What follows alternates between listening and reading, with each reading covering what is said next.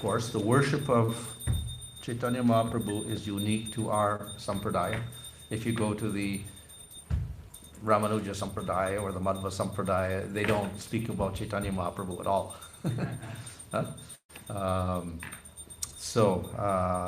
And of course, in the Vallabha Sampradaya, Mahaprabhu for them is Vallabhacharya. They call him Mahaprabhu. So this is a little bit unique for our Sampradaya. But of course, it also has some pramana or proof. It's not some imaginary thing. It has proof from the Srimad Bhagavatam and other scriptures.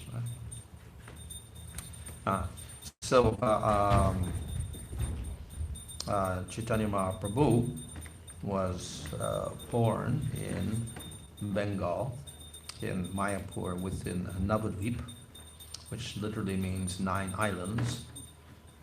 And if you see this map here, there's, I can't make it out too clearly, but there's the Ganga River flowing there.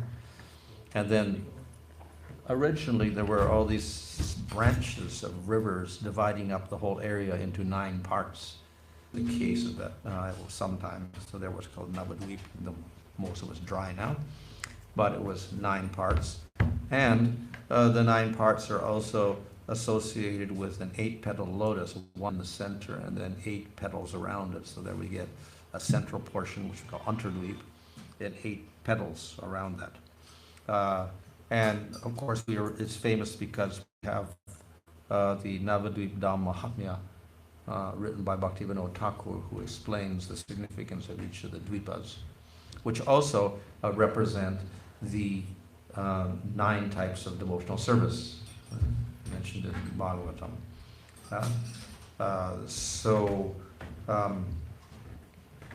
That significance is also there. Of course, this also is not only with Bhaktivinoda Thakur. Of course, he also quotes from different sources to show he's not imagining things. But earlier, before that, in Bhakti Ratnakar, a work written by Narahari, there is also a description of the 9 dvipas there, written several hundred years earlier. Lord Chaitanya was born within this lotus. The lotus is significant because, of course, the lotus is also associated with the spiritual Dham and the spiritual world. We often see a description, and there's a big lotus up there in Goloka. So the lotus is also associated with the spiritual world, and that's where the Lord resides. And of course, the Lord resides in the heart, standing on a lotus, or sitting on a lotus also. But in any case, Lord Chaitanya was born there. Why was Lord Chaitanya born at this particular time? The reason is, of course, he is actually non-different from Krishna. The avatars of the Lord are classified according to how much powers they show, like Varaha, Nrsimha, and Rama, etc. But ultimately, Bhagavatam puts Krishna at the very top of that. So he is not, no one is equal to him. But then what about Lord Chaitanya? So we say Lord Chaitanya is non-different from Krishna. So he's also in that same category with Swayam Bhagavan Krishna. So he's a very special person. So it's also suitable that after Krishna appears, then Lord Chaitanya appears. Of course, Krishna only appears once in the day of Brahma, so that makes him quite rare. And therefore, most people do not worship Krishna. They worship forms of Vishnu or other avatar forms in other yugas and other Manvantara periods. So the worship of Krishna is not so well known because he only appears once. And like him, Chaitanya Mahaprabhu also appears only once in the day of Brahma, so also very rare. So he appears in the yuga after Chaitanya Mahaprabhu.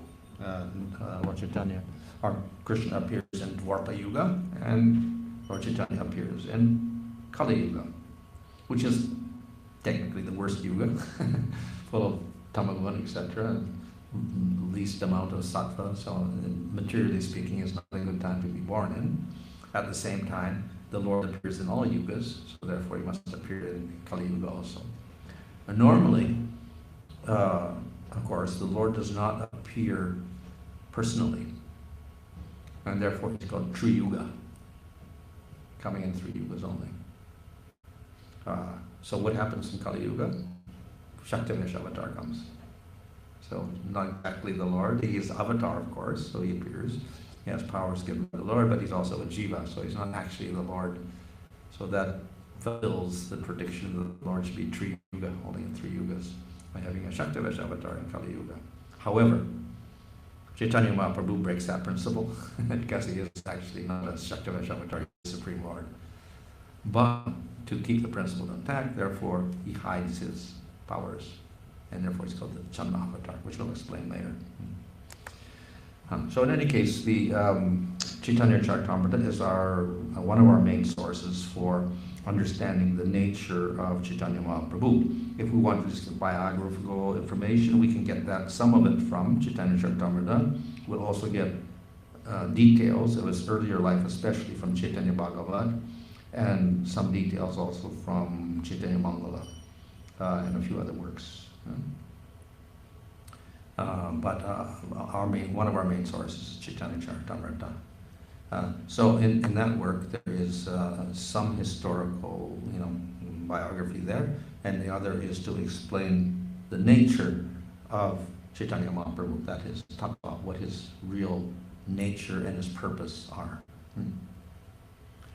So this is one verse which we'll find at the beginning of Chaitanya Charitamrita, which talks about Chaitanya Mahaprabhu appearing in Kali Yuga, avatirna kalau, but out of great mercy, karuna, but chirat, after a long time, which means after day Brahma, which is millions and millions of years.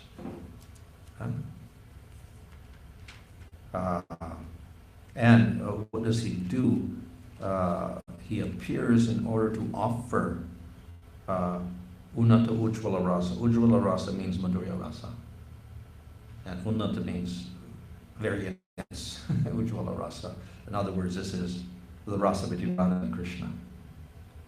So Chaitanya Mahaprabhu appears in the material world to offer the love of Radha Krishna and the rasa of Radha Krishna to everyone. So then the rest of the verse is, may the Satchidananda appear within the heart at all times, with his shining, with his pure golden color. Like that.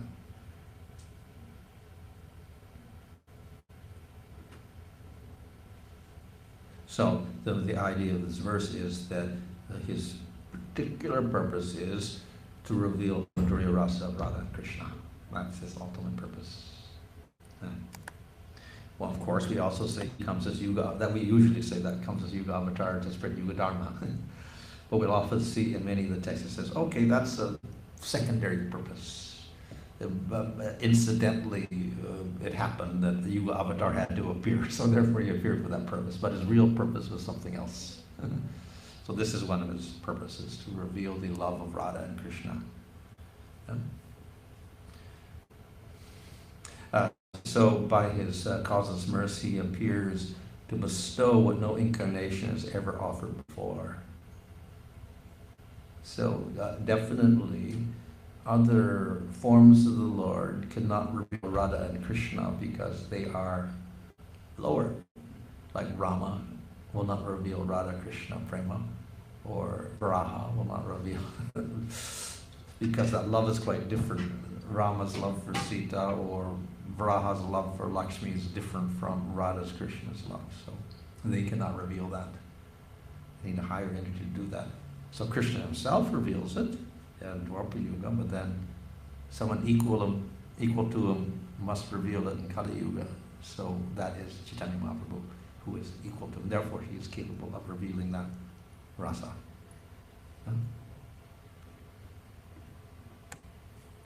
So in other words, Chaitanya Mahaprabhu was a very unique avatar because he also does something that Krishna doesn't do. Krishna reveals his rasa, but it is not for the general public. Chaitanya Mahaprabhu reveals Radha Krishna for everybody in Kali Yuga, even the most unqualified people. Krishna keeps his love hidden, even from his parents, even from the people of Vrindavan. It's all hidden. They don't know about it. Nanda Yasoda don't know about it. Elders don't know about it. Only the gopis know about it. And a few cowherd boys know something. Others don't know about it. So, Krishna keeps it somewhat secret. And of course, the advanced devotees, those who are who understand Bhagavatam, they will also appreciate, but a little bit rare. But Lord Chaitanya wants to give this to everybody, so that's a unique position. There's this other verse that appears in the Chaitanya Charitamrita, which explains 3 reasons why Chaitanya Mahaprabhu appears. So one is Shri Radhaya Pranaya Mahima Kirtar, so, which means what is the nature of the greatness of Radha's love? How Krishna wonders, I know that Radha loves me very much. What is the greatness of her love? So that's his question. He wants to know that. Another question is, she alone relishes me, but what are those wonderful qualities in me that she appreciates? That's another question he asks. What are my qualities that she appreciates so wonderful that puts her into ecstasy? And the third question is, what is the happiness she feels in serving Krishna? What is the bliss that she feels? So, Krishna cannot actually experience these things because he is Krishna. Radha is different. So the only way he can understand that is by identifying himself as Radha. Then he can experience Krishna. And so therefore, Krishna appears in another form who takes the mood of Radha. And then he's able to experience Krishna. So this is Chaitanya Mahaprabhu. So the Supreme Lord Hari, richly endowed with her emotions, that's Radha's emotions, appeared from the womb of Sachi as the moon appears from the ocean. So he was born in this material world as a devotee of the Lord, so he could appreciate Krishna as Radha appreciates. So he has the mood of Radha, he's acting as a devotee. So this is the second significant verse that shows 3 reasons why Chaitanya Mahaprabhu appears, or why Krishna appears in the form of Chaitanya Mahaprabhu, for these 3 experiences. Okay, so then there's a third verse here, also in the Chaitanya Charitamrita, offering respects to Krishna as Chaitanya Mahaprabhu, or Krishna with the complexion of Radha. So why he takes the complexion of Radha. So, oops, you can't see this, I suppose. So the loving affairs of Radha and Krishna are manifestation of the Lord's internal pleasure-giving potency. That's the Hladini Shakti. So in other words, Hladini Shakti will manifest the relationship between Radha and Krishna. Although Radha and Krishna are one in their identity, they have separated themselves eternally. So essentially, Krishna has his Shakti, and then he's, in one sense, self-satisfied with his internal Shakti, but that's not so satisfying. So he separates that Hladini Shakti outwards into the form of Radha. And then Radha and Krishna have rasa, and this is very satisfying. So that's how Hladini Shakti operates in its full capacity, by separating into Radha, and then Radha has a relationship with Krishna. So that's how the rasa arises, because we have 2 personalities. You have 1 personality, no rasa. 2 personalities, we have rasa. So Hladini Shakti takes the personality of Radha, different person, then there is rasa between Radha and Krishna, then we get the highest bliss. So they are eternally separate. But now in the form of Lord Chaitanya, we have Krishna, Swayam Bhagavan, merged with the whole mood of Radha. So Radha and Krishna kind of unite in the form of Chaitanya Mahaprabhu. And along with that, though he is internally Krishna, externally he has the complexion of Radha, which is golden.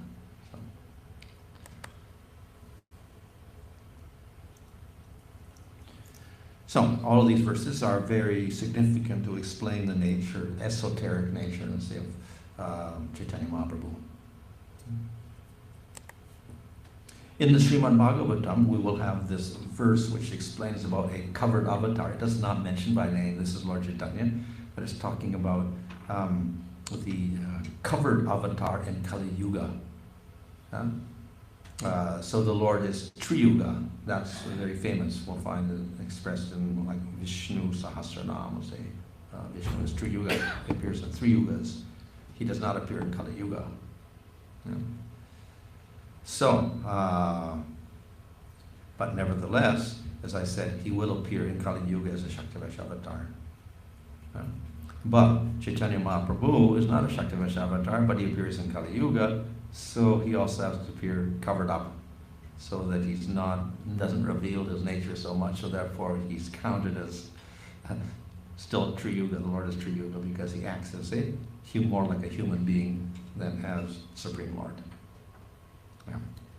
So therefore, though he is non-different from Krishna, he acts as a devotee of the Lord. So this is also the nature of Chaitanya Mahaprabhu. So one, he is, of course, has the mood of Radha, and he's golden in complexion like Radha, and wants to experience Radha's experience of Krishna, etc. Another is he acts like a normal person, a devotee of the Lord, rather than acting as the Lord, in many cases. There are exceptional cases where he reveals himself also to the devotees as Supreme Lord, but in most cases he acts as a humble devotee of the Lord and never tries to say, I am Supreme Lord, etc. When they start worshipping as the Lord, he plugs his ears and says, no, you can't say that. And so he acts very humbly in most cases. Okay. So in the Bhagavatam, as I mentioned, there is pramana for Chaitanya Mahaprabhu. This verse is often quoted by our acharyas. This occurs in the Gargamuni's statement when he's naming Krishna and Balaram. He comes secretly to Nanda Maharaj, and Nanda Maharaj requests him to give the name. This is the Namkarana ceremony. So they go into the cow shed where no one can look. They don't have a big public ceremony because they want to hide it from Kamsa. So they go into the cow shed, and then Gargamuni speaks about the nature of Krishna and Balaram and why he's giving him certain names. So this is part of that description. So just as in Dwarpa Yuga, the source of avatars appears, attracting all within himself with black color. So in other words, Krishna appears in Dwarpa Yuga, and all of the avatar forms are within him. He has the powers of all the others, plus he has extra powers. So in Kali Yuga, during the first part, all avatars appear within him when he takes a yellow color. That's the meaning of this verse. So everything appears in Krishna, in Dwarpa Yuga, everyone appears in Chaitanya Mahaprabhu in Kali Yuga. So here it specifically mentions Pita in color. Why we say Lord Chaitanya? Because the normal color of the avatar in Kali Yuga is black. Krishna is blackish in color. It's not, and you'll see that in other Puranas as well. Okay. Color in Kali Yuga is black. But here it says Pita. It's not black. So who is that? So they say, who is the golden avatar? Lord Chaitanya Mahaprabhu. So therefore this is the statement from Gargamuni. And like Krishna, all the avatars are within him. He has all the power, so he's not different from Swayam Bhagavan Krishna. Then in the 11th canto of Srimad Bhagavatam, the Navagendras, they begin speaking, and one of them begins to describe all the Yuga avatars for Satya, Treta, Dwarpa, Kali. And he comes to Kali Yuga, and then he gives this very famous verse, which we often quote, about the person who appears in Kali Yuga. So he is Krishna Varnam and Tvisha Akrishna. Tvisha means complexion. So Tvisha is Akrishna. which means non-black. Krishna Varna means black color, or in the category of Krishna. But Tvisha Akrishna means in complexion he is not black. So he's Krishna internally, but externally he is opposite of black, which is white, pale, or golden. So again, we have a prediction about him. But then, of course, the major thing is here that the intelligent people worship him by Sankirtan Yagya. So this is what Lord Chaitanya taught, Sankirtan. So his activity is also mentioned here. Along with his associates, he appears, and people worship him by doing Sankirtan Yagya. So Sankirtan Yagya becomes the Yuga Dharma. So this is another famous description. So yes, there is a Yuga avatar, and he performs Sankirtan, and he's not black. So therefore, who is that? So who's the famous person doing Kirtan? So Chaitanya Mahaprabhu, and not different from Krishna, and not black. He's golden in color. And so to summarize, the Krishna appears in the mood of Radha, and he takes a golden complexion. He presents the Yuga Dharma, which is Nam Sankirtan, but he appears in a covered form because he's not supposed to appear in Kali Yuga, so he's a Channa avatar. So in this way, we can understand a lot of Lord Chaitanya's activities described in Chaitanya Charitamrita and Chaitanya Bhagavat, why he acts in certain ways.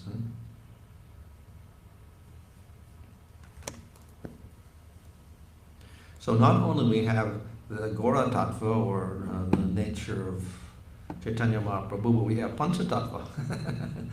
So we do have to explain 5 personalities, not just one.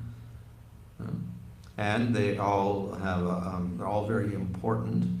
Of course, Lord Chaitanya is the principal figure, therefore he's put in the center. But we have these other personalities also who played a large role in the preaching efforts of Chaitanya Mahaprabhu in Navadvip, and later on when he went to Puri. So they're all very, very important figures. So they have been, of course, there are many, many devotees, but these devotees have particularly been singled out as the most important. And they also represent certain tattvas, certain principles in our philosophy and iconography. That which is expressed very concisely here in this verse. Panchatattva makam krishnam bhakta rupa surupakam bhakta vataram bhakta kyam namami bhakta shantikam. I offer my obeisance unto Lord, the Supreme Lord Krishna, who is non-different from Panchatattva, Panchatattva makam krishnam, but who is non-different from his features as a devotee, bhakta rupa surupakam, devotional incarnation, devotional manifestation, pure devotee, and devotional energy. So we have 5 things: Bhakta Rupa, Lord Krishna appearing as a devotee, and Sarupa appearing as in a first expansion as a devotee, appearing as the avatar, as a devotee, which means the Purusha avatar, who is Mahavishnu, Advaita Acharya, who appears as a devotee, that is Srivas Pandit, and as the Shakti, Hladini Shakti appearing as a devotee, Radha appearing as a devotee. So these are the 5 personalities. So Chaitanya Mahaprabhu, who is actually not different from Swami Bhagavan Krishna. We got his Shakti, who is Radha, appearing as Gadadhar, with Shakti Tattva. We got his first expansion, Nityananda, who is not different from Balaram. So if you look at in Chaitanya Charitamrita and other works, you'll find that, okay, Lord Krishna is there, then he has his first expansion, it's Balaram.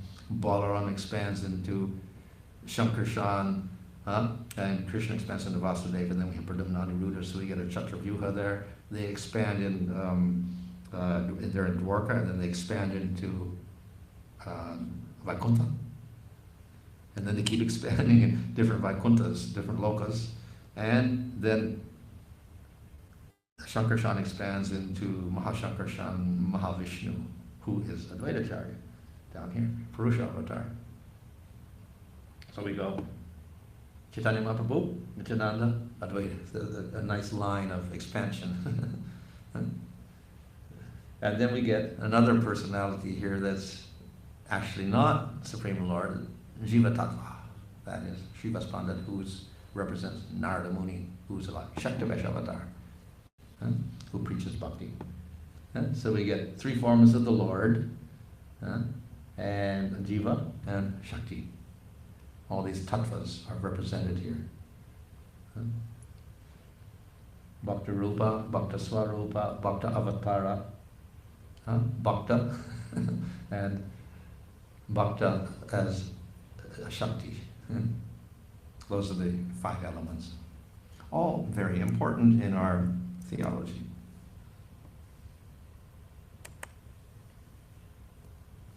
Yeah. So, as I said, they all take the form of devotees, and as devotees, they all preach Nam-Sankirtan. Like that. So they're all together in Kirtan.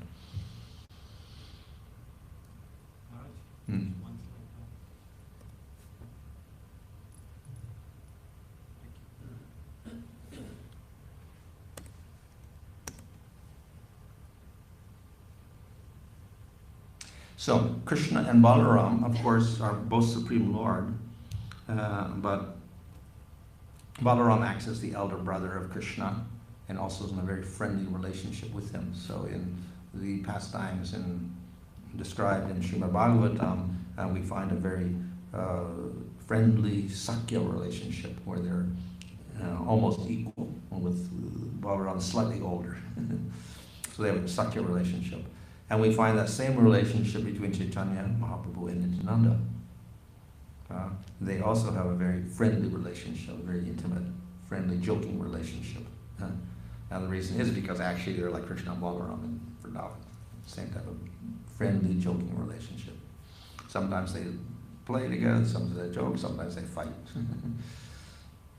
Like that. That is illustrated very nicely in the description of the Panihati festival, which was held by Nityananda Prabhu, because Lord Chaitanya wasn't there, he was in Puri. But Nityananda Prabhu had this festival arranged by Raghunath Das, and Raghunath Das brought all the chira and doi, mixed it together, and everyone heard about it, so they all came. And he managed to feed everybody there, including Nityananda and all of his associates.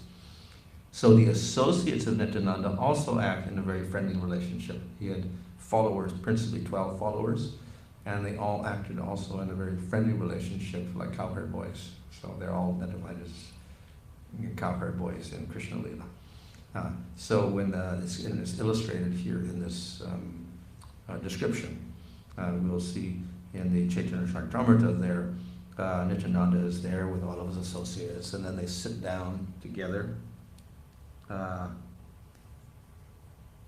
and they have all their prasadam on their plates, etc., and they're joking, etc., and they're eating together, much like Krishna and Balaram and having a picnic on the bank of the Jamuna. And of course, Lord Chaitanya was not there personally, but it's described that Nityananda mentally called Chaitanya Mahaprabhu from Puri. No one else could see, but Nityananda saw him there. And then he began to feed him, put food in his mouth, joke with him, etc. Everyone was looking at what's he doing. But actually he was feeding Chaitanya Mahaprabhu, Lord Chaitanya was joking with him. So it was much like Vrindavan, where the cowherd boys feed each other and play around with their food, etc. So very friendly mood. So in this way, these are, let's say, some of the reasons why we can identify, Nityananda as Balaram and Chaitanya Mahaprabhu as Krishna, because of the way they act together, remembering or recollecting their pastimes in previous form.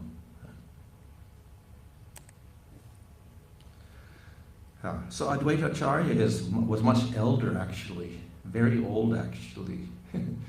When Chaitanya Mahaprabhu was born, actually, he was quite old at that time. That's why we see him with a beard, whatever, white hair, etc. But he is identified as the real cause, the immediate cause of Krishna appearing, Lord Chaitanya appearing in this world. At the same time, he's associated with Mahavishnu, who's got nothing to do with Krishna Lila at all. He's a Purusha avatar. So the description there in the Chaitanya Charitamrita and other works also is that he was very anxious because he saw the degradation of Kali Yuga in Navadvip and other places. So he became very desperate and he began to pray to the Lord. And he remembered this particular verse. Krishna, who is very affectionate towards his devotees, sells himself to a devotee who offers him merely a tulsi leaf in a palmful of water. This occurs in the Padma Purana, this verse. So you remember that. He says, okay, Krishna sells himself to a devotee, which means he's like a person purchases a cow. So then the cow is owned by that person. He has to do whatever the owner says. Go here, go there, like that. So by offering tulsi and a palmful of water, I can control Krishna. And I can make him do what I want. So therefore, he went to the bank of the Ganga River. Actually, they have the place there in near Shantipur. Yeah? What do they call the place, you know? There's a certain name to that place anyway. The place is still identified. There's no Ganga there anymore, but at that time there was a Ganga there. So Advaitacharya went down there and he got his Shalagram Shila and he took the Ganga water and he began offering tulsi leaves and he prayed for the Lord to appear in Kali Yuga to save all the people from their sinful ways. That's what he did. Huh? He did this. So in other words, because of the prayers of Advaitacharya, then Chaitanya Mahaprabhu appeared. So he was the direct cause of the appearance of Chaitanya Mahaprabhu. How does this relate to Mahavishnu?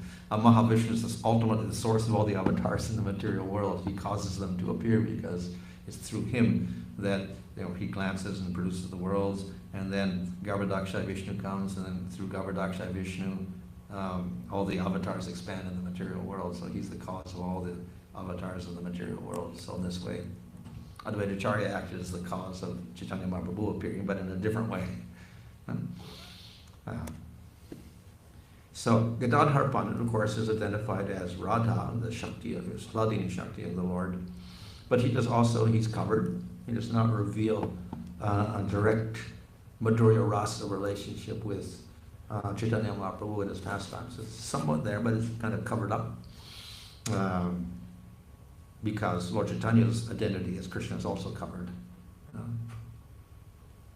But we can infer his identity because he was an intimate associate of Lord Chaitanya in his Navadvip pastimes, and he was so attached to Chaitanya Mahaprabhu that he also followed him to Puri and stayed there with him constantly. And no other associate went from Navadvip and stayed there like him. He's very unique. And Lord Chaitanya allowed him to stay. And he stayed there and served him with devotion in Puri also. So their relationship was quite intense also. So we don't have explicit Madhurya pastimes and Ras Leela, etc. like that, because it's all covered. But we do have their intense relationship. We do have deities, like Gaura Gadadhar deities in some temples, and not so much in ISKCON, but in other places. I think in the Yoga, they have a Gaura Gadadhar deity, and several other places in Bengal they have Gaura Gadadhar deities representing the relationship of between Chaitanya Mahaprabhu and Gadadhar Pandit.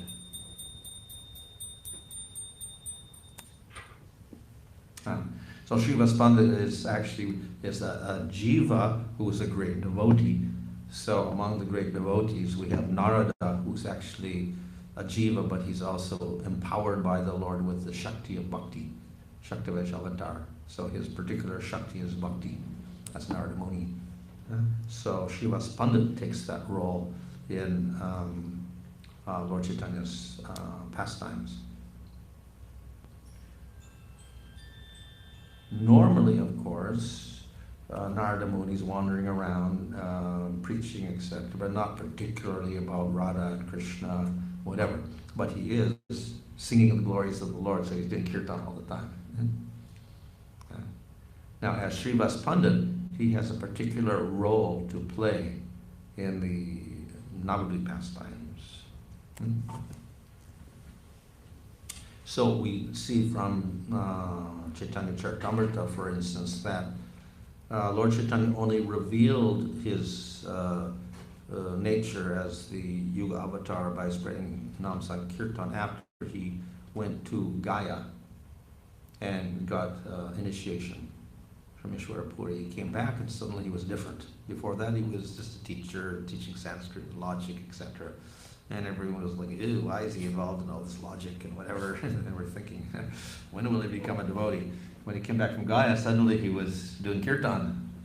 And he was a great devotee, so they all accepted, oh, he's a great devotee of the Lord. So he would have kirtans in Srivas Pandit's house. And for 1 year at least, they locked the doors and they had their private kirtans, all the devotees of Dvaitacharya and Nityananda and all this, come together and have great kirtans all together. And so in other words, the kirtan was born in Srivas Pandit's house, so he's got a special devotee. And moreover, at one point, there was a 21-hour kirtan, and Chaitanya Mahaprabhu sat on Vishnu's throne, and then all the devotees began to worship him as Supreme Lord. So this is one time when he did appear, manifested himself as Supreme Lord, and all the devotees worshipped him. So they did kirtan for 21 hours. That's the source of our Arti song. So on the right-hand side was Nityananda, on the left-hand side was Gadadhar, nearby was Advaita, and Srivas was holding the umbrella. And so he was sitting on the jeweled throne, and the devatas were doing arti, etc. So that appeared in Srivas, that was in Srivas temple there also. We call Srivas Angang. So even if you go today and you go to Srivas Angang, you'll see the form here represented where he's sitting on the throne and everyone is worshipping him. So therefore this occurred in Srivas Pandit's house. So he had a very intimate connection with Chaitanya Mahaprabhu, in spite of the fact that he is Jiva Tattva, but he is Shakti-Vesh avatar.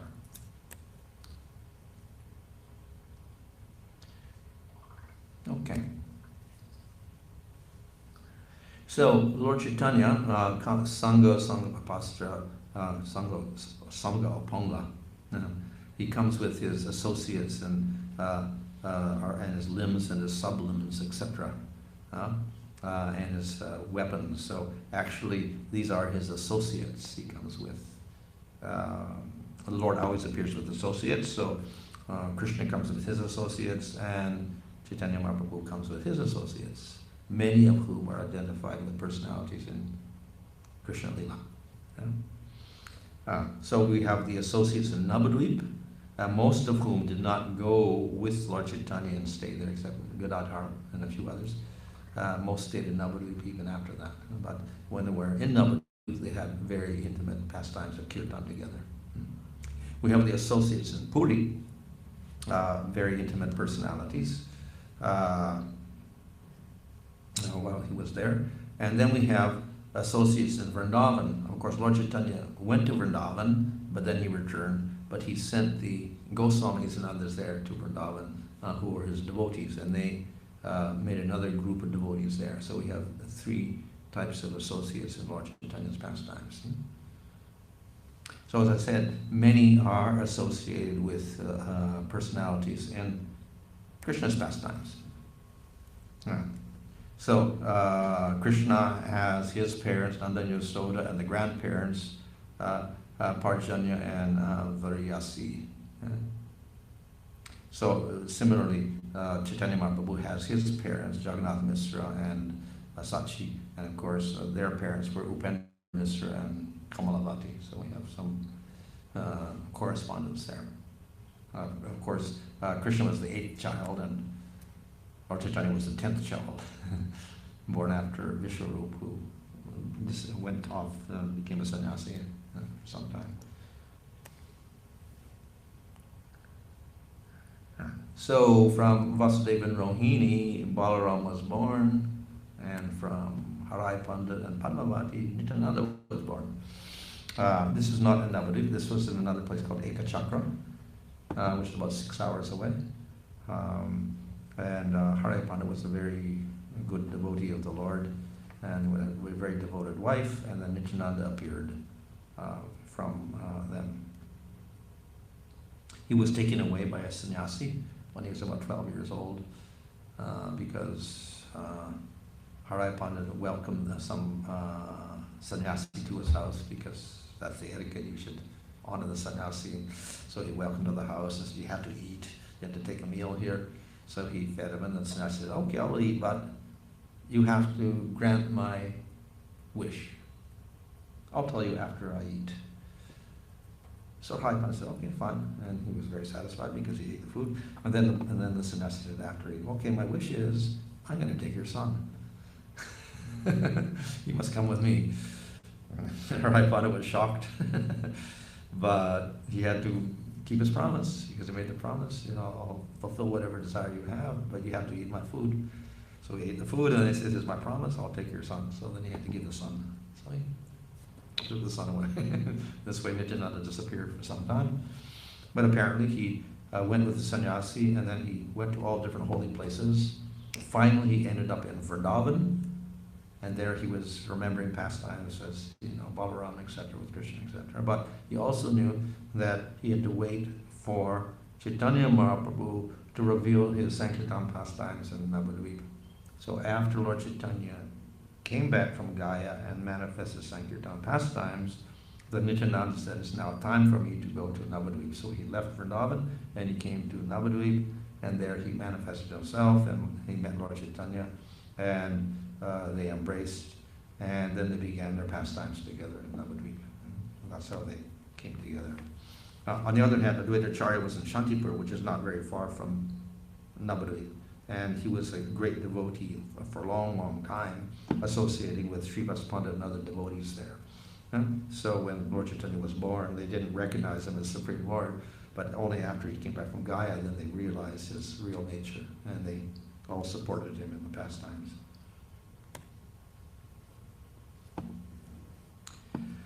So just as Radha has Kirtita and Vrishabhanu as his parents, Gadadhar, this is not actual parent, this is his spiritual parent, that is his guru.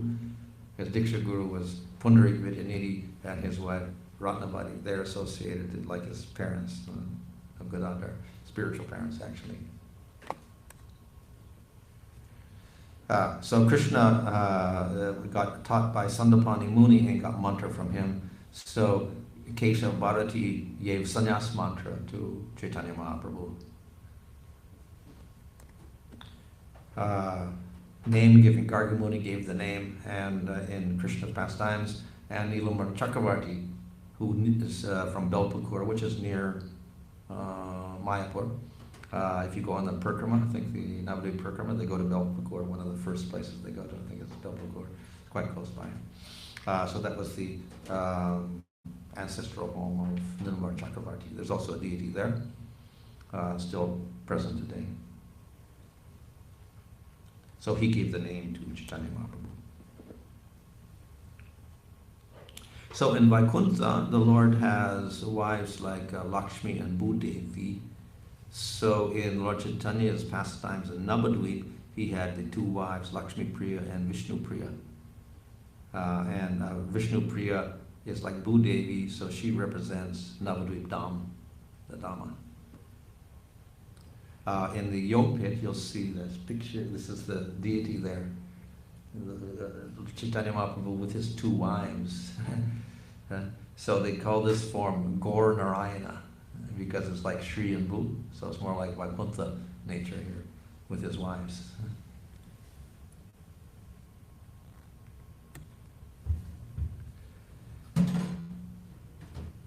Okay, so Balaram married Revati and Varuni.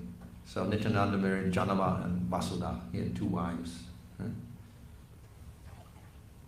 And Vasudha had a child named Birchandra, who got initiated by Janava, and then he became a very great devotee. So in the next generation, he was one of the major preachers doing Sankirtan, etc. in Bengal.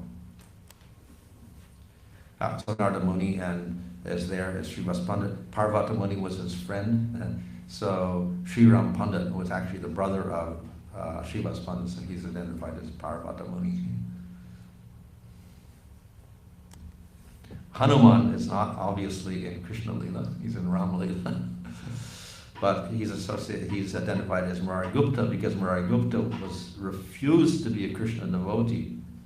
He stubbornly refused when Lord Chaitanya said, "You should worship Krishna." He said, "No, I cannot worship him. I must worship Rama." So he maintained his worship of Ramchandra, but of course he gave respect to Chaitanya Mahaprabhu. So he's like someone from Ram Lila who got involved in Krishna's, Lord Chaitanya's Lila out of attraction to Kirtan. He also has written a work, the Kadacha, a little Sanskrit work, and he goes over the life of Lord Chaitanya, etc., and praises him, etc. So it was in Sanskrit. So he was quite learned also, and he gave great respect to Chaitanya Mahaprabhu. But he says, "My worshipable deity is Ramchandra, and I can never give up that worship." So Haridas Thakur was also a major player in the pastimes. So in the Gorganodesh Deepika, which gives a lot of these identities, he's identified one as Prahlad because Prahlad was harassed by the demons, etc. So Haridas Thakur was harassed by the Muslims, etc. so much. So in that sense he was saying. He's also identified as a Brahmana called Mahatma Brahma, who due to his offenses got born into a Mleccha family. So Haridas Thakur was born as a Muslim.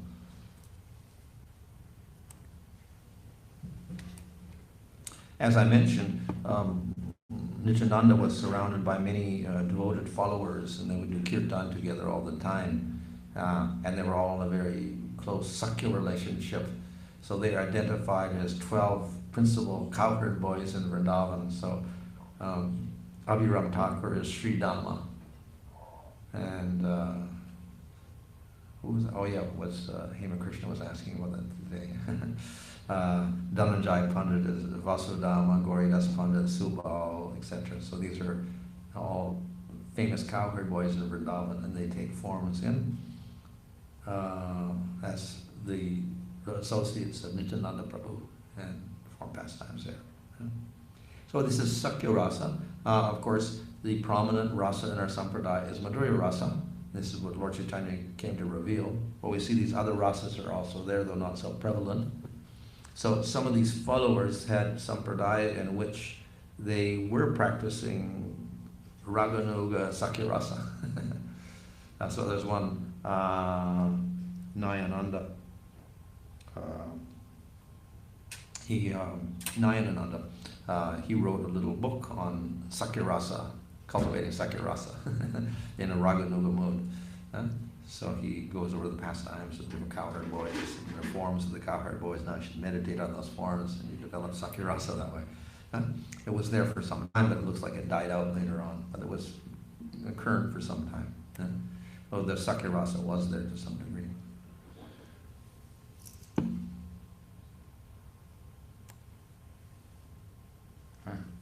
So Vedavyasa is responsible for writing Srimad Bhagavatam, and Vrindavan Das Thakur wrote the Chaitanya Bhagavat, which is all about the glories and pastimes of Chaitanya Mahaprabhu. So he's identified as Vyasadeva. Sarvabhauma Bhattacharya was very famous in Puri as an associate of Lord Chaitanya, but also he was famous as a very great scholar and logician, very knowledgeable. He was also a Mayavadi, but he was very, very famous.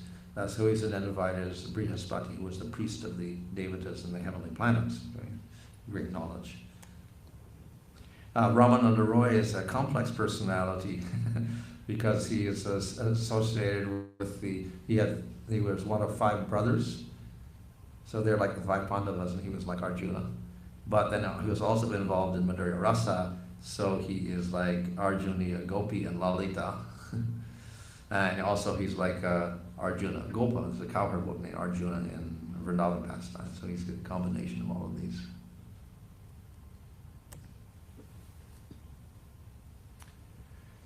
So Radha and Krishna have, from Radha's group, she has these prominent Sakhis, who are identified with these different personalities here.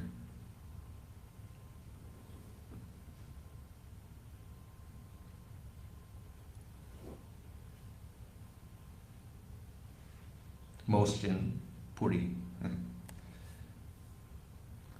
But in Vrindavan, we have the Goswamis, etc. So they're identified as manjaris. So the difference between the Sakis and the manjaris is the Sakis serve directly and enjoy with Krishna directly, whereas the manjaris, they just serve the Sakis and they don't aspire for personally enjoying with Krishna. So in the same way, the Goswamis, they separated themselves and they remain a little distant. And they don't participate directly with Lord Chaitanya in his pastimes in Puri or in Navadvip, but they are definitely very, very intimate associates. So these personalities, mainly in Vrindavan, they are associated as principal manjaris in Krishna's pastimes. They're devotees also in Chaitanya Mahaprabhu's pastimes.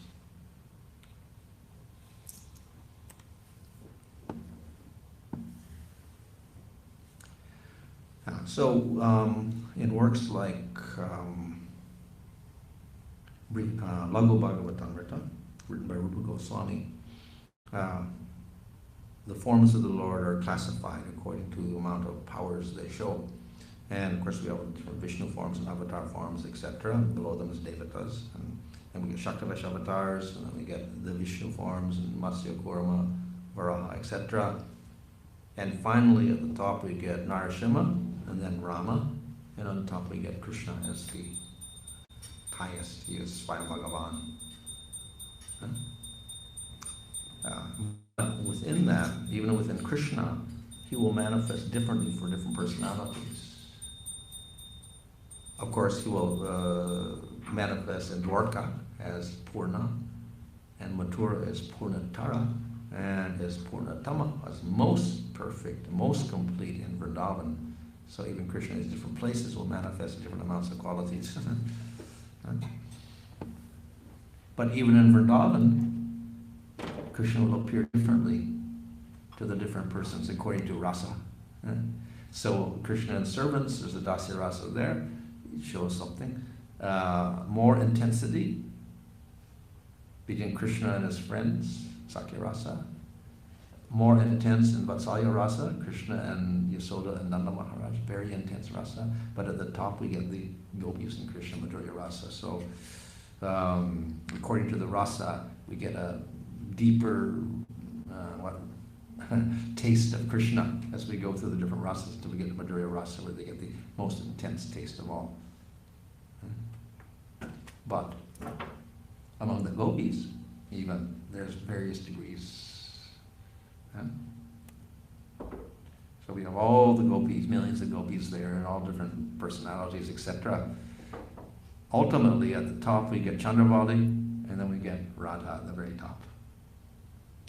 So Radha and Krishna have the most intense relationship, and Krishna will reveal to Radha all more than any other gopi can hope to realize.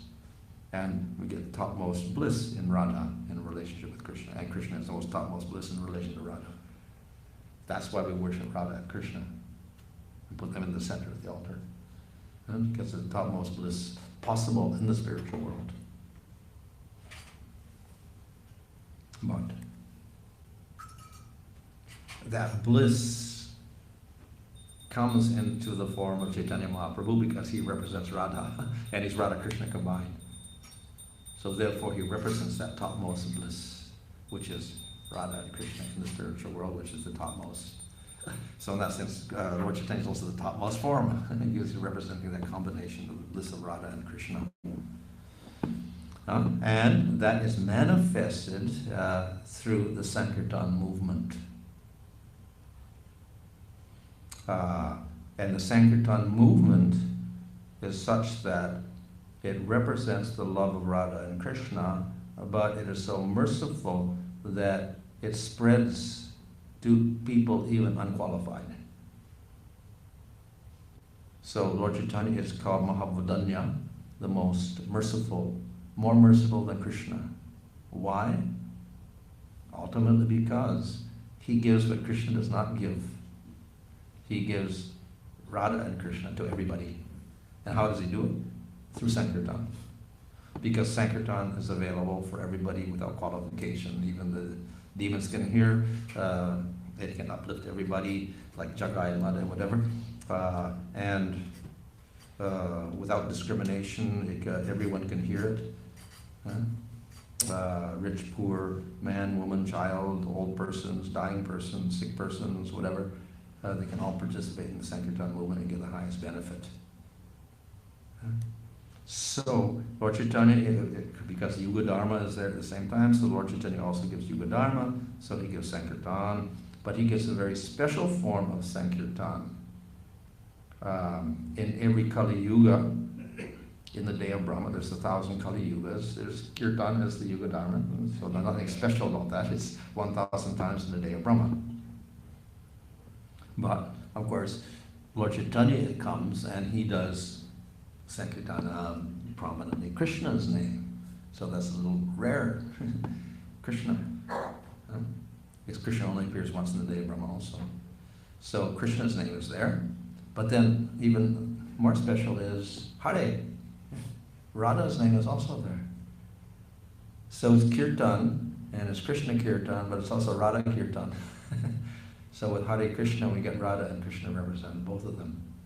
So very, very special. Radha and Krishna are represented here in this particular kirtan of Chaitanya Mahaprabhu through the Mahamantra.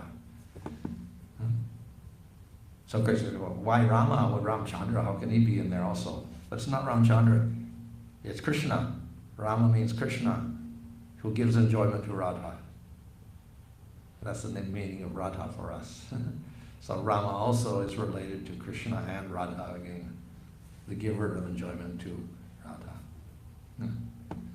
So Kirtan is just a vocative case or Sambodhana case, calling out to Krishna, calling out to Radha. The scriptural mantras do not call out, they simply offer respects, like Om Namo Vasudevaya. Vasudevaya Namaha, I offer my respects to Radha.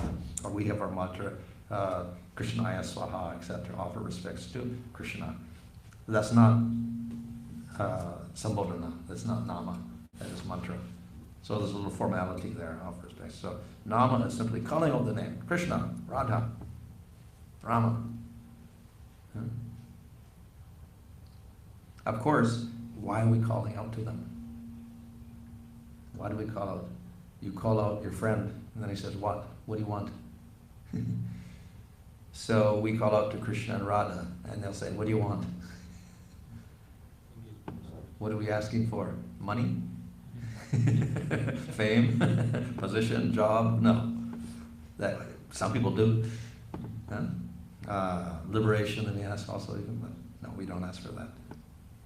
We ask for simply serving Krishna. Unconditional service to Krishna, unconditional love of Krishna, Radha and Krishna. That's what we ask for, service to Radha and Krishna.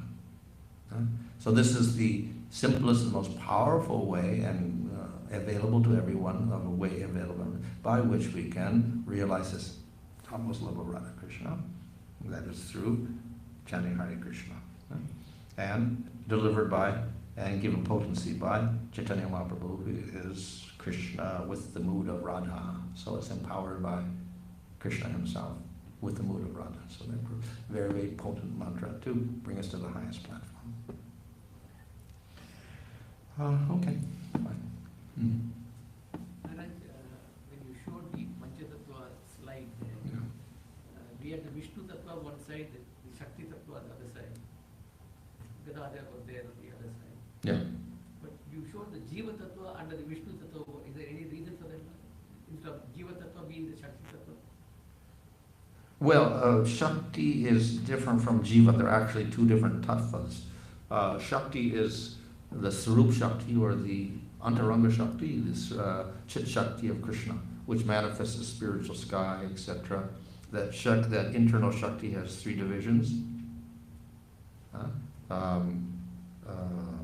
The Samvit and the Sandini and the Hladini portions. It has three different portions within that internal Shakti. And through that we can manifest the spiritual world, the devotees in the spiritual world, the forms, etc., and the rasas of the spiritual world, through that internal Shakti. And Jiva is a different Shakti, that's a Tatastha Shakti. And from that comes the Jivas. And the third one, of course, is the Bahiranga Shakti, which produces material energy, Maya, etc. So we get internal energy, external energy, and we have Jiva Tattva through the Tatastha Shakti. And they're quite distinct from each other, these three Shaktis. So the internal energy is represented by the Hladini Shakti of Radha, and the Tatastha Shakti by the Jiva Tattva of Shiva's Pandit. So Maharaj, why is Shiva Tattva not mentioned? Oh, Shiva Tattva. Well, that's interesting, because actually in Chaitanya Charitamrita and other places also sometimes Advaita Acharya is also equated with Shiva, called Shiva. But there's kind of like a little ambiguity there. Is it Shiva or is it Vishnu? At the same time, if we look very closely, even our acharyas will sometimes say that actually Shiva is another form of Vishnu. So we cannot distinguish them, and it's actually offensive to really distinguish them as being different. Of course, we also say that you shouldn't think that the name of Vishnu is equal to the name of Shiva or Brahma, etc. So that's there. But at the same time, it's also interpreted as you should not differentiate between the name of Shiva and Vishnu, because they're both actually Vishnu forms. Shiva is not a jiva, in other words. And so therefore they're equated sometimes as a form of the Lord. But we also know that Shiva is a particular form, like the Purusha avatars, who manifest for certain functions in the material world. So Mahavishnu manifests to glance over Prakriti, to cause the whole 14 worlds to manifest, and then Garbhadaksha, Vishnu enters, etc. And Shiva is there also as part of the creative energy in the very beginning, to associate with Prakriti and cause the material creation. So it's something like he's the secondary form of Mahavishnu or something like that, Shiva. And then of course he's also involved in the destruction of the universe, very involved with Tamagun and destruction of the universe. So there is a little bit of an equation of Advaita Acharya with Mahavishnu and with Shiva.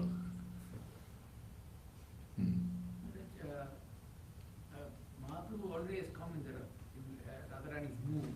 He's already in that mood. So Gadadhar is representing Radha. So it looks a little... Yeah. So Lord Chaitanya is Supreme Lord Krishna with the mood of Radha and being a servant of the Lord, being a bhakta. And Radharani comes as Gadadhar, so she's the Hladini Shakti. So, but then she also comes in the mood of a devotee. So everybody comes in the mood of a devotee. Advaita Acharya is the Mahavishnu in the mood of a devotee, not manifesting material worlds and glancing over Prakriti, etc., coming as a devotee to serve the Lord, etc. So they all are disguised as devotees, and therefore their roles slightly change. They're not exactly the same anymore.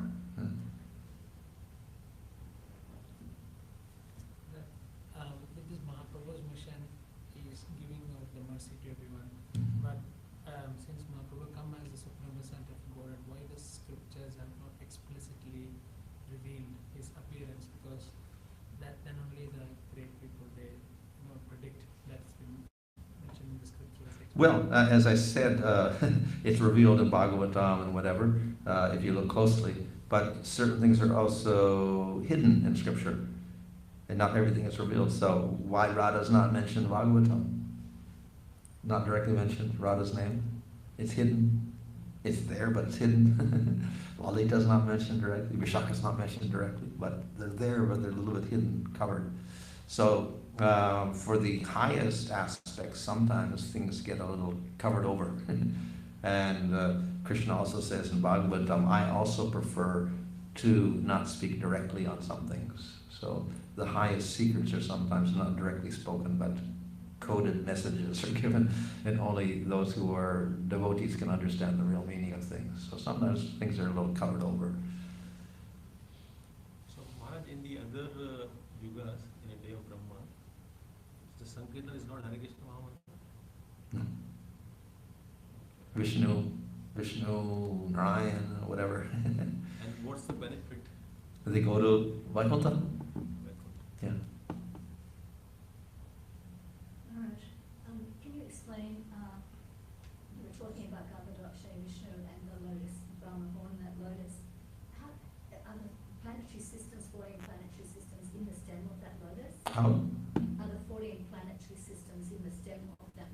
How are they in there? Yeah, are they in there? Are they on the stem of that lotus? Oh, well, there's a description like that they're in this. Of course, we can say this is not a normal lotus. And Brahma's on Satyaloka, which is not a normal lotus also. But we can say that it's called like a stem because they're all more or less vertically aligned in a certain series of, Satyaloka, Tapoloka, Maharaloka, Janaloka, Svargaloka, etc. coming down. So there's a descending sequence there, all kind of in lines, and so it's kind of like a stem, and so in that sense it's like a stem, we can say. And obviously not a literal stem, it's not a literal lotus also, because it's, very fine energy. Also, Maharaj, you said that Haridas was, who was it? Prahlad and Mahatma Brahma. And was it Brahma, Lord Brahma? No, this was a Brahmana called Mahatma Brahma, according to the Gaura Deepika of Kavikarnapura. So we also heard that Vasudeva Datta is also Prahlad because he had so much. Who? Vasudeva Datta. Oh, yeah, possibly. I don't know how, I can't recall how Kavikarnapura identifies him in the thing. Sometimes there's, double personalities or whatever, or, maybe share identities also as well. Maharaj, in the spiritual world, like we see there, the top is the Goloka Vrindavan, and there are the Vaikuntha planets with the different forms of the Lord residing in each of those planets. So there is we can call it the Chaitanya Loka, where Lord Chaitanya is there. And yeah. Well, as I said, Lord Chaitanya and Chaitanya Mahaprabhu are kind of equal. So they're not. He can't be under. Oh, no, what I mean to say is, Yeah. even because he's... So it's described, I think, in commentary in the Brahma Samhita there, by Bhaktisindar Saraswati Thakur. Also in Javadharma, Bhaktivinoda Thakur, he says that next to Goloka is Navadvipa. Right next to it. And the second part to that question is the devotees, because devotees are coming, they're all expansion of the devotees who are coming, like the Lord Lord comes in the form. So both the same devotees, by the potency of the Lord, they both at the same time in both leelas. Well, just like when Krishna comes into the material world, he has associations in the spiritual world. They also come into the material world simultaneously in the spiritual world. And simultaneously they're in other universes also. So there are countless expansions of the Nanda and Yasoda and the cowherd boys in all different universes simultaneously doing different pastimes and also in the spiritual world at the same time. So by the most mysterious, inconceivable potency of Krishna, he can expand all these forms into various places. Maharaj, in Lalita Madhava, it seems to say that the gopis turned into queens, that they committed suicide, went into the... Or they're like their expansions. Expansions. Yeah. Whereas in the song, if you sing in the Gaura song, so you say the Srinivasa, but it's Srivasa, Same person. Same person. Srinivasa or Srivasa, same. In this case. Of course, we have Srinivasacharya, who's a different personality who came later. But that because the Srivasa there in the song there. Yeah. Srinivasa or Srivasa, same person. Because Vasa and Nivasa are the same meaning, actually. Which means abode of Shri, abode of Lakshmi is Nivasa or Vasa, it doesn't matter either way. When we say Hare Krishna, and when we say Ram, like we explained, that's actually Krishna because addressing that to give pleasure to Srimati Radharani. Can that Ram sometimes be also, that's how we should look at it, or can that Ram be sometimes also considered as Balaram? Can we do that? If you're a devotee of Balaram, I guess you could do that. But then you can't make Hare into Radha anymore because it can't be Radha Balaram, Radha Balaram, and turn into Ravati. You could have Parshuram also if you want. There's also Rama. But sometimes Prabhupada said, yeah, that Ram also refers to that Ramchandra and also that Nityananda Ram also.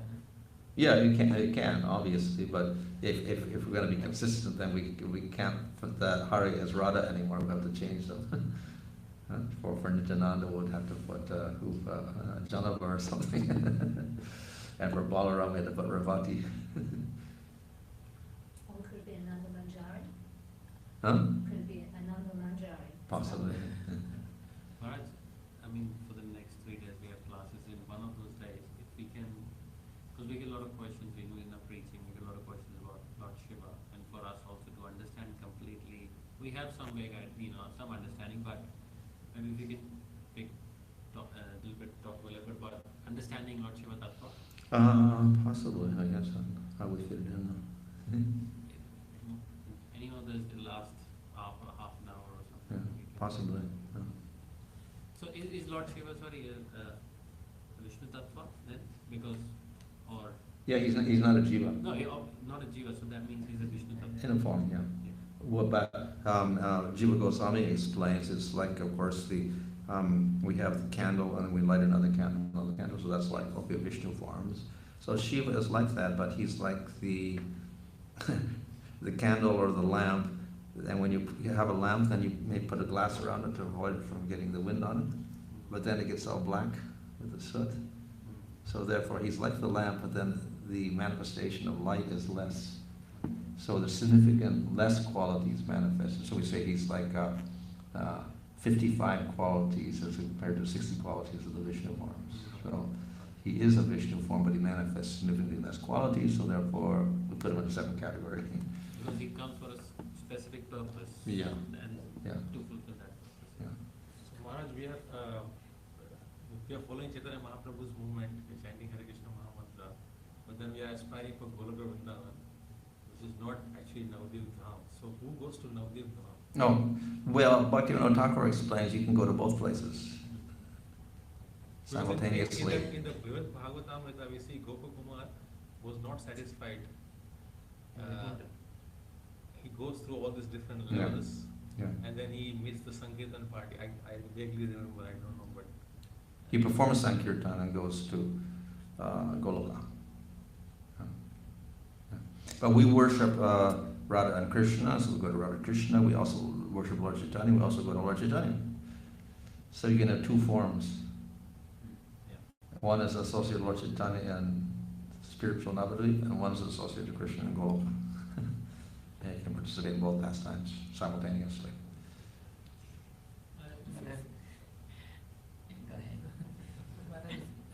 If you want to, like, if you're worshipping Lord Chaitanya and aiming to go to Navadvip Dham, so do we still have to reach to the stage of prema? What's the Do question? we still have to reach to the stage of prema For? Navadvip Dham, the spiritual world? To enter into the spiritual world, yeah.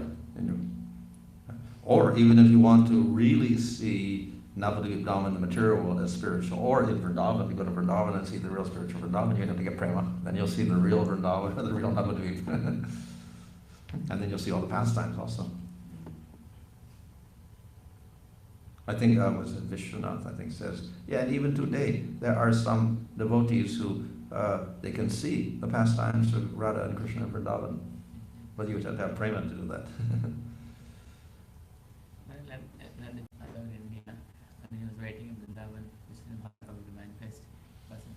But also, like, we also hear the story that Nityananda, he merged with Vishwarup, merged with Nityananda also. Oh, well, yeah, because Vishwarupa is also a form of, I think, Shankarshan also.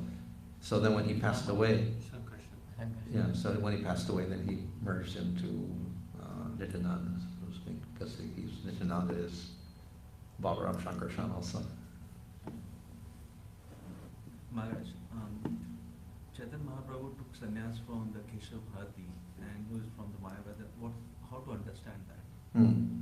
Well, of course, it's explained that actually Lord Chaitanya gave him the mantra and he gave it back to him, so it's a Vaishnava mantra, not a Mayavadi mantra. And why from him I think because the Mayavadi sannyasis were more common at that time, more prevalent. There certainly were, Ramanuja followers, etc., but not so common, especially in North India. So, but the Mayavadis were very prevalent in Bengal and in Puri, for instance, as well as other places in North India and South India as well. So, just out of convenience, he just took sannyas, and so he took it from a Mayavadi, but then he gave him a Vaishnava mantra to give to him, so then there was no problem, because he didn't give him a Mayavadi mantra. But he must have some qualification more than others that he got the opportunity to give sannyas and even mentioned in Chaitanya Charitamrita. Yeah. So of course he's also identified as Sandarbhani Muni and Yes. Chaitanya pastimes.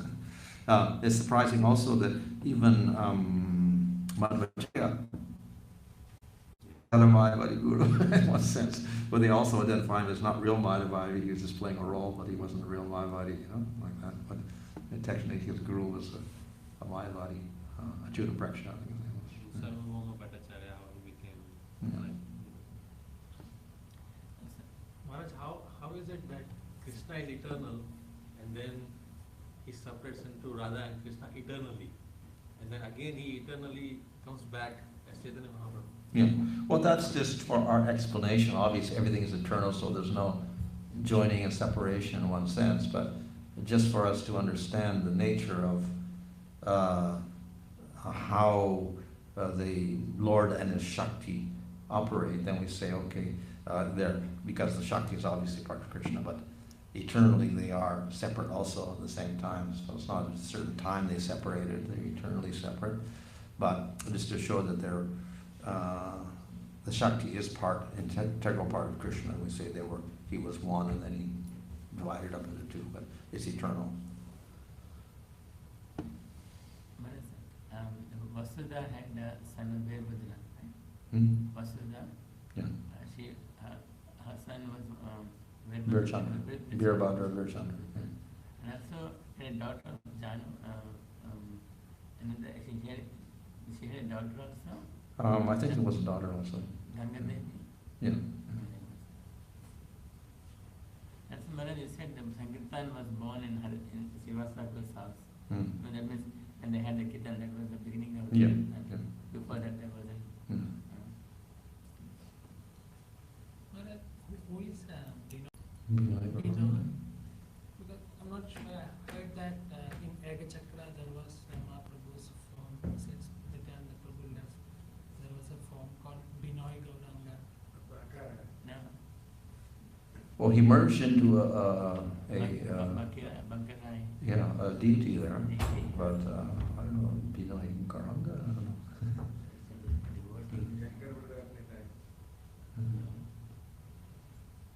I don't know.